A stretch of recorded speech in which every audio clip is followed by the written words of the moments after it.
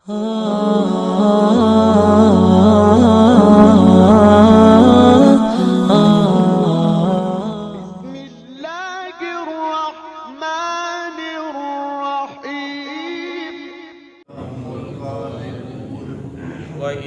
بَدَّلْنَا آيَةً،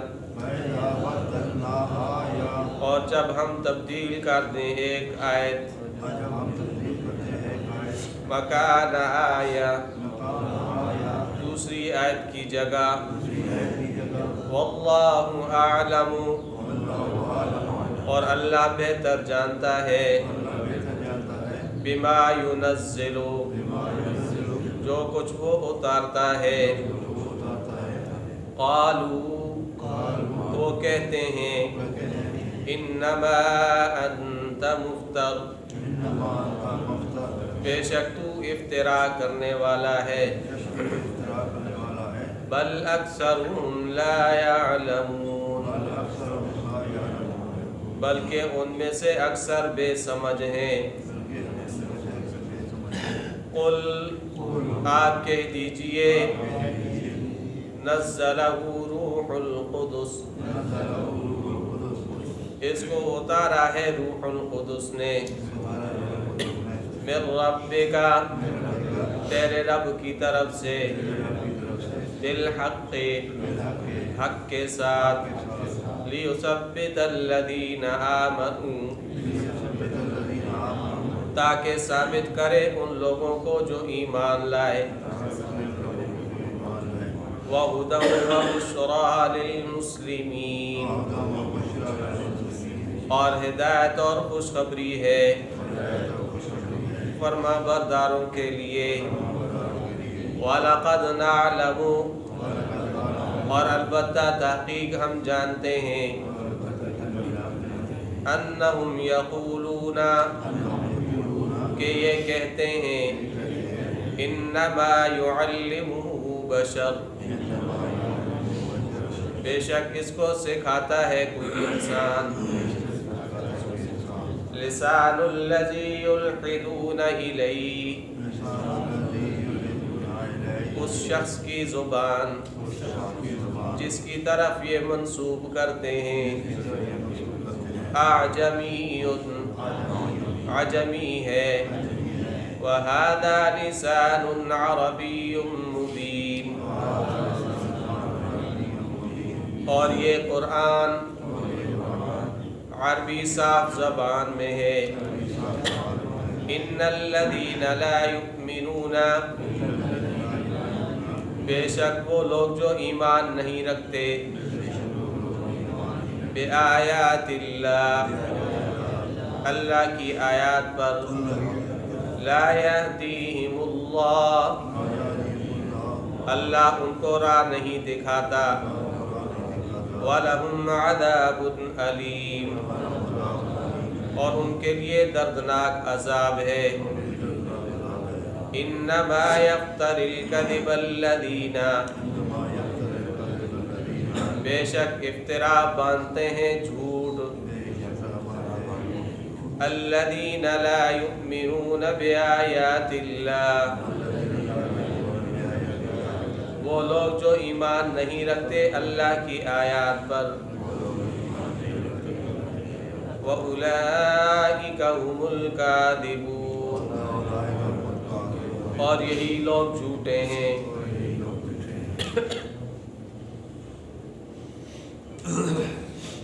گزشتہ آیات میں اللہ تعالیٰ نے فرمایا تھا کہ جو کچھ بھی تمہارے پاس ہے وہ سارا کا سارا ختم ہو جائے گا، اور جو ہمارے پاس ہے وہ باقی رہنے والا ہے۔ پھر مرد اور عورت دونوں کو اجور کا ذکر فرمایا کہ عمل اچھا ہو، نیک ہو، اخلاص ہو تو مرد ہو یا عورت اجر ہم ان کو برابر دیں گے، اس کے اندر کوئی کمی نہیں کی جائے گی۔ پھر آگے اللہ تعالیٰ نے قرآن کریم کا ایک ادب بیان فرمایا، فَإِذَا قَرَأْتَ الْقُرْآنَ فَاسْتَعِذْ بِاللَّهِ مِنَ الشَّيْطَانِ الرَّجِيمِ، کہ جب قرآن کریم پڑھنا شروع کرو تو اس سے پہلے تعوذ پڑھ لیا کرو۔ یہ قرآن کریم کا ایک ادب تھا۔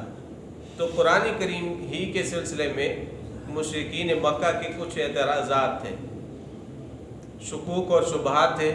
آج کی آیات کریمہ کے اندر اللہ تعالیٰ نے ان کو مدلل جواب دیا ہے، دلائل کے ساتھ اللہ تعالیٰ نے ان کو جواب دیا ہے۔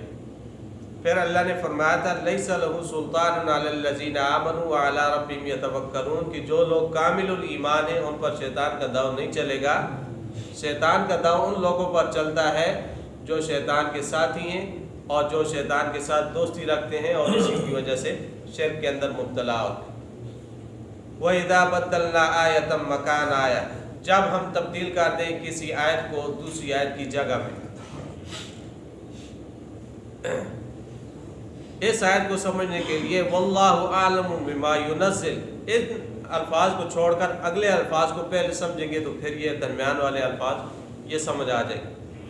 وَإِذَا بَدَّلْنَا آیَةً مَكَانَ آیَةٍ، کہ جب ہم کسی آیت کو تبدیل کرتے ہیں قَالُوا إِنَّمَا أَنْتَ مُفْتَرٍ، تو یہ لوگ کہتے ہیں کہ تو افتراء کرنے والا، یعنی جب بھی ایک حکم آتا ہے اور اس حکم کو منسوخ کر کے پھر کوئی دوسرا حکم ہم لے کے آتے ہیں تو لوگ اعتراض کرتے ہیں، کیا کہتے ہیں کہ کیا اللہ کو کیا ضرورت ہے احکام تبدیل کرنے کی؟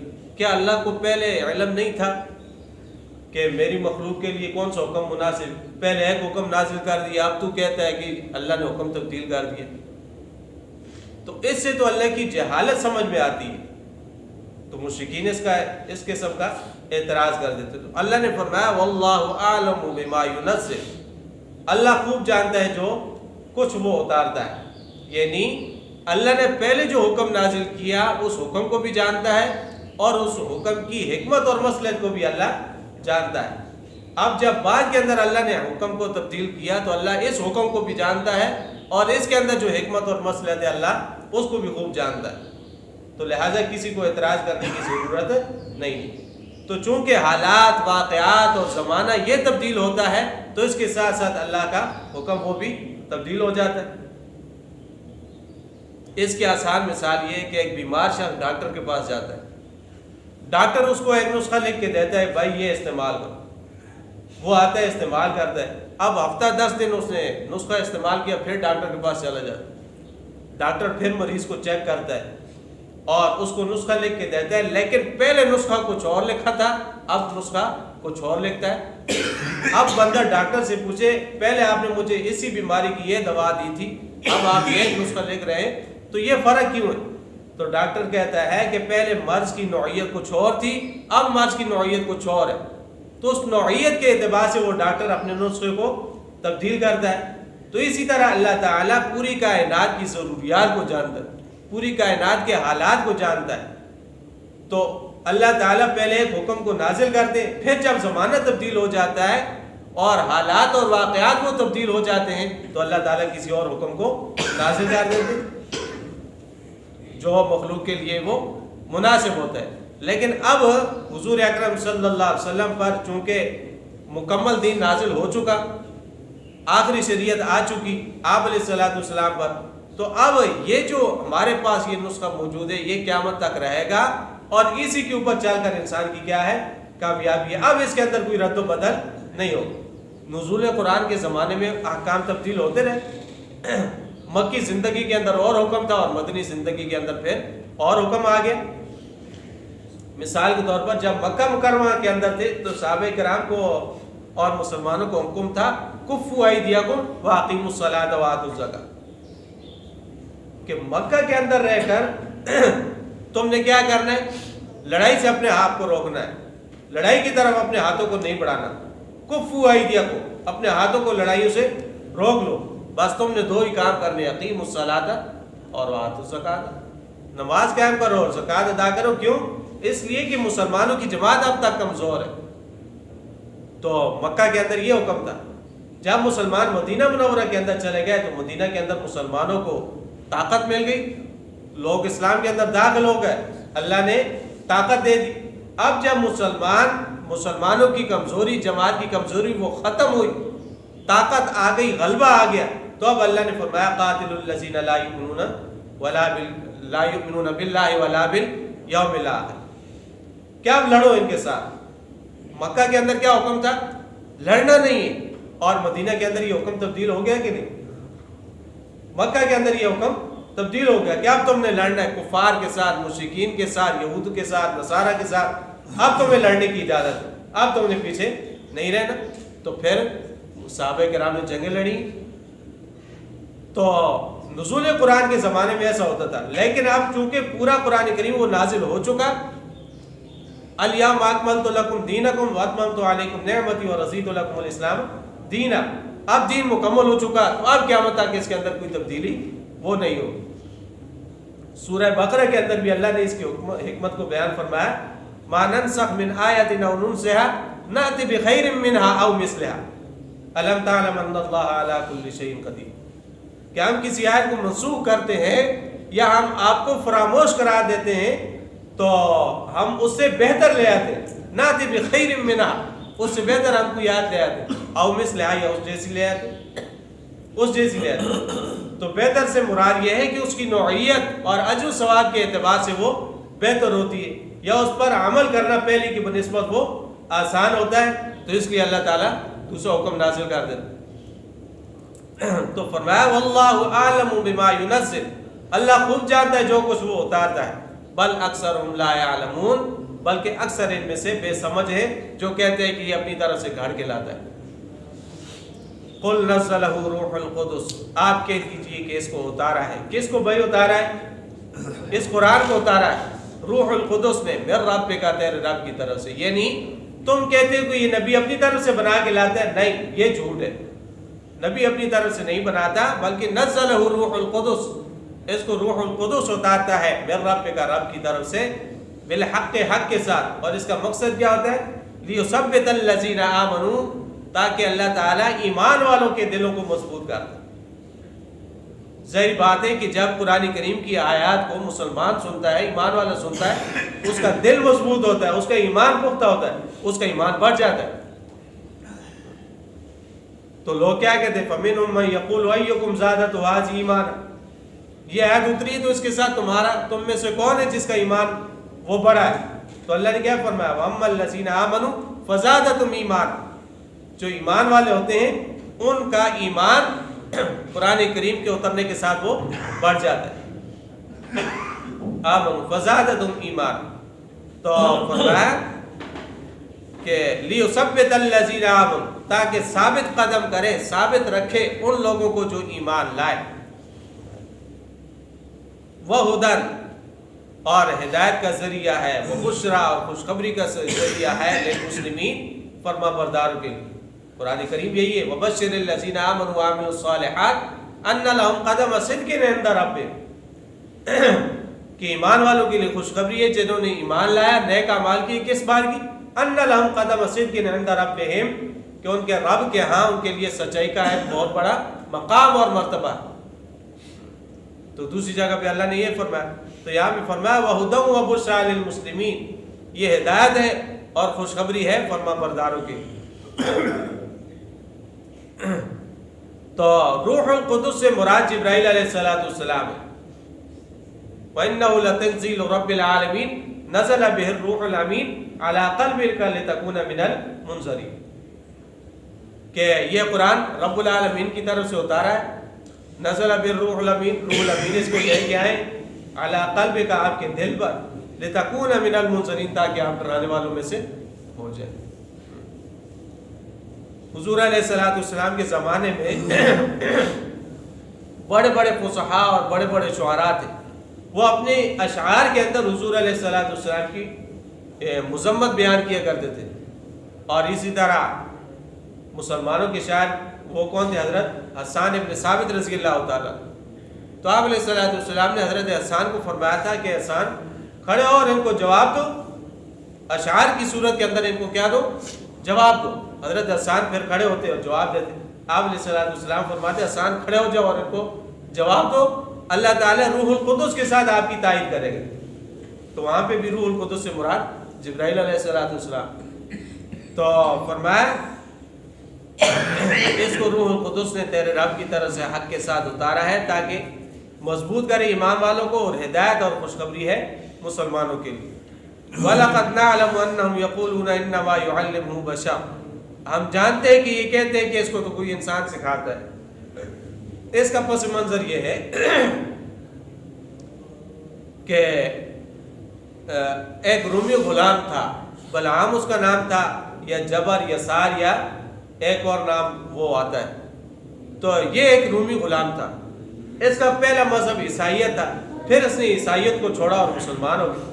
جب مسلمان ہوا تو رات کے وقت یہ حضور اکرم صلی اللہ علیہ وسلم کے پاس آ جاتا اور آپ سے کچھ نہ کچھ وہ سیکھتا تھا. اور کبھی کبھی ایسے ہوتا تھا یہ نہیں آتا تھا تو آپ علیہ السلام اس کے پاس چلے جاتے تھے. تو لوگوں نے دیکھا کہ یہ اجمی شخص آتا ہے ان کے پاس. انہوں نے کہہ دیا کہ اس نبی پر قرآن اترتا نہیں ہے، یہ رات کو جو اجمی آتا ہے نا وہ اس کو سکھا کے چلا جاتا ہے اور یہ اس کو منسوخ کر دیتا ہے کس کی طرف؟ اللہ کی طرف. تو اس کا جواب اللہ نے دیا ان کے اس بہتان کا، لسان الذی یلحدون الیہ اعجمی وہذا لسان عربی مبین، کہ جس شخص کے بارے میں یہ کہتے ہیں نا کہ یہ اس کو سکھاتا ہے وہ خود اجمی ہے اور یہ قرآن عربی زبان کے اندر ہے. وہ اتنا بھی نہیں سمجھتا کہ عجمی شخص وہ عربی زبان کے اندر اپنا ما فی الضمیر ادا نہیں کر سکتا، اپنے دل کی بات دوسروں کو عربی میں نہیں بتا سکتا. جب اپنا ما فی الضمیر وہ عربی میں بیان نہیں کر سکتا تو ایسا معجز کلام وہ کیسے گھڑ سکتا ہے، وہ کیسے بنا سکتا ہے؟ تو لہٰذا یہ تمہارا کیا ہے؟ بہتان ہے اور تمہارا جھوٹ ہے نبی پر کہ نبی کو یہ سکھاتا ہے، یہ اجمی شخص سکھاتا ہے. اس وقت تو بڑے بڑے شعراء تھے اور قرآن کی عربی ایسی ہے جس پر وہ بڑے بڑے شاعر وہ حیران ہو جاتے تھے، وہ اس کا جواب نہیں دے سکتے. اور قرآن کریم کا چیلنج آج بھی اسی طرح موجود ہے کہ نہیں؟ فاتوا بسورۃ من مثلی وادعوا شہداءکم من دون اللہ ان کنتم صادقین. اس جیسی ایک صورت بنا کے لاؤ، لیکن نہیں لا سکتے. اس کی عربی وہ فصیح ہے، اس کے اندر بلاغت ہے، فصاحت. تو بڑے بڑے شعراء وہ جب عاجز آ گئے اور یہ عجمی شخص جس کی طرف تم نسبت کرتے ہو یہ کیسے اس طرح کا قرآن بنا سکتا ہے؟ یہ بھی اس طرح کا نہیں بنا سکتا. لہٰذا یہ تمہارا کیا ہے؟ جھوٹ ہے اور بہتان. ان الذین لا یؤمنون بآیات اللہ، بے شک وہ لوگ جو ایمان نہیں رکھتے اللہ کی آیات پر، لا یہدیہم اللہ، اللہ ان کو راہ نہیں دکھاتا، وَلَهُمْ عَذَابٌ أَلِيمٌ، اور ان کے لیے دردناک عذاب ہے. جو لوگ یہ کہتے ہیں نا کہ یہ نبی خود بنا کے لاتا ہے، اللہ ایسے لوگوں کو پھر ہدایت بھی نہیں دیتا. انما یفتری الکذب الذین لا یؤمنون بآیات اللہ، بے شک افطرا کر دے جھوٹ وہ لوگ لا یؤمنون بآیات اللہ جو اللہ کی آیات پر ایمان نہیں رکھتے. وَأُولَٰئِكَ هُمُ الْكَاذِبُونَ، اور یہی لوگ کیا ہیں؟ جھوٹے ہیں. یہ جھوٹ بول کے کہتے ہیں کہ اس کو وہ اجمی شخص آ کے سکھا کے چلا جاتا ہے اور یہ اس کو اللہ کی طرف منسوخ کر دیتا ہے. فرمایا وَأُولَٰئِكَ هُمُ الْكَاذِبُونَ، یہی لوگ جھوٹ ہیں. تو ان آیات کریمہ کے اندر اللہ تعالیٰ نے مشرکین کے شکوے کا اور ان کے اعتراض کا رد اللہ تعالیٰ نے فرما دیا. اللہ جل شانہ ہمیں شریعت کا علم اور اس کے مطابق عمل رسول. وَلَقَدْ يَسَّرْنَا الْقُرْآنَ لِلذِّكْرِ فَهَلْ مِن مُّدَّكِرٍ